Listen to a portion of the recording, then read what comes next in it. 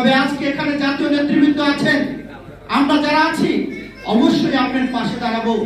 আপনি তো এই জুলাইয়ের সহযোদ্ধা, আপনি তো আমাদের বোন, আপনি স্বামী হারিয়েছেন, আমাদের সেই ভাইকে হারিয়েছেন।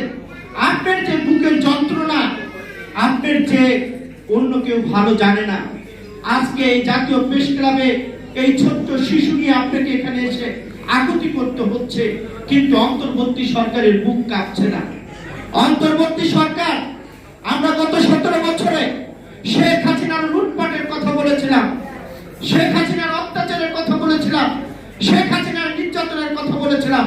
হাজার হাজার কোটি টাকা লুটপাট করে বাংলাদেশের বাইরে নিয়ে গেছিলেন, কিন্তু নতুন করে আবার দেখতে পাচ্ছি অন্তর্বর্তী সরকারের অনেক উপদেষ্টারা হাজার হাজার কোটি টাকা ইতিমধ্যে বাইরে পাঠিয়েছেন এবং তারা সেফ জোনে যেতে ব্যর্থ হয়েছে। অন্তর্বর্তী সরকারকে বলবো, কোন উপদেষ্টা দেশের বাইরে যাইতে পারবে না। তাদের পাসপোর্ট যদি জব্দ না করেন, তাহলে গণভবনে যে অবস্থা হয়েছে যমুনাতেও সেই অবস্থা হবে। এই পরিস্থিতি কেউ ঠেকাতে পারবে না।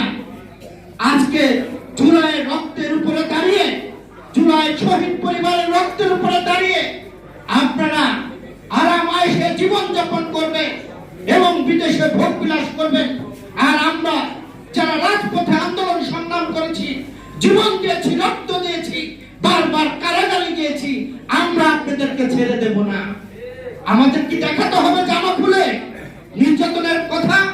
আমাদের কি কাপড় খুলে দেখাতে হবে নির্যাতনের কথা?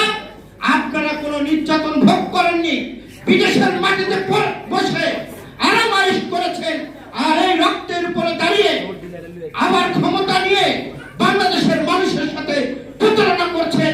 এই প্রতারণা আমরা করতে দেব না। তাই আসুন, আজকে আমরা সবাই শপথ করি, সকলকে ঐক্যবদ্ধ থেকে আগামী নির্বাচন হবে, এই নির্বাচনের মধ্য দিয়ে ওদেরকে পরাজিত করে আমরা আমাদেরকে বিজয় ছিনিয়ে আনবো।